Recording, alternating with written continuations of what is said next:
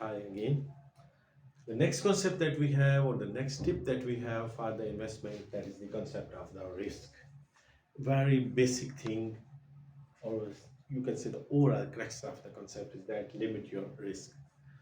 For example, if you are investing, let's say like a $1,000, now decide that how much risk you can take. Means obviously the prices are fluctuating. It may be when you have purchased it, it may be at 1,000, it may be coming to 900, again it may be coming to 1200. Now what you have to decide, you have to decide that how much risk you can take, or simply maximum loss you can bear.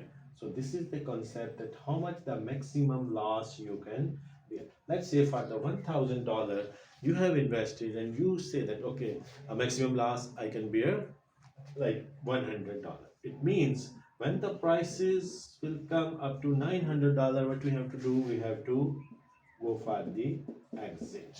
Exit means you have to sell that. Okay.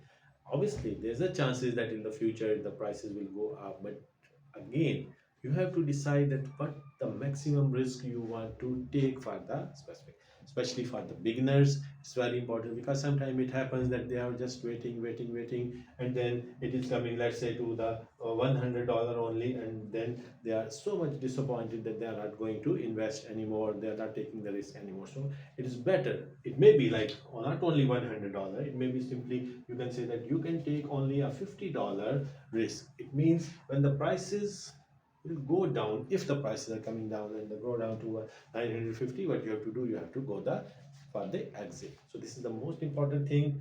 After the knowledge, after getting the basic knowledge, after getting the fundamental analysis, after getting the technical analysis, means after getting the knowledge of the market and the company or the stock where you are investing, next thing you have to limit your risk. You have to see that what are the things going on and how much the risk you can take.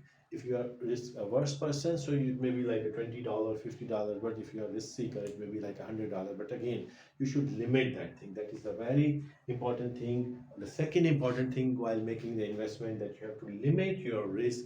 And when you will play safe, when you will do the investment according to these rules, obviously you will be getting the more profit or the more earning in the future. I hope you have got the concept. I hope you have got the understanding the concept of the risk limitation, and we are going for the next 5 or 6 other tips in the stepwise, one by one we will discuss in detail. Thank you. Bye.